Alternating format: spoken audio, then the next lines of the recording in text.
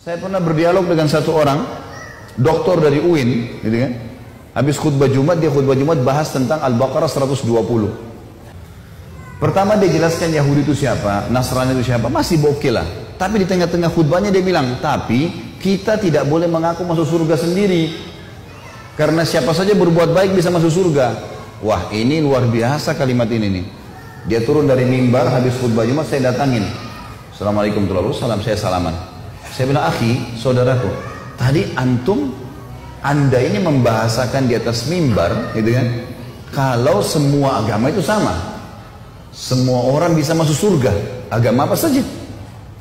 Anda ini siapa? Titelnya apa? Pertanyaan begitu sama saya. Saya bilang, saya Khalid Basalamah, gak usah tanya titel, saya nggak jauh dari anda kok. Nah, waktu itu saya lagi disertasi S3, gitu kan?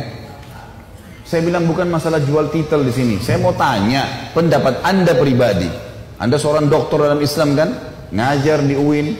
Baik, anda pasti tahu lah. Tidak usah datangkan untuk saya rujukan. Saya tidak butuh referensi. Nggak usah sebutin dari kitab ini, dari buku, nggak usah. Anda pribadi sudah doktor dalam Islam pasti tahu bahasa Arab.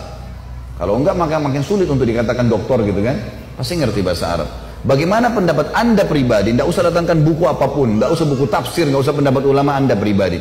Firman Allah dalam surah Bayyinah. Anak-anak TPA Muslim hafal tuh. A'udzubillahi minasyaitonirrajim. Innal ladzina kafaru min ahlil kitabi wal musyrikina. Lanjutannya apa? Gak ada yang hafal. Wajar kita kalah. Innal ladzina kafaru min ahlil kitabi wal musyrikina fi nari jahannam khalidina fiha.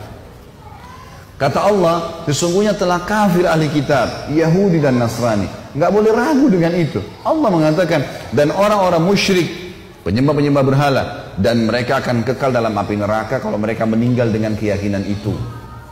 Allah yang bilang, Allah bilang mereka kafir, anda bilang bukan. Coba berikan pendapat, dia nggak bisa ngomong.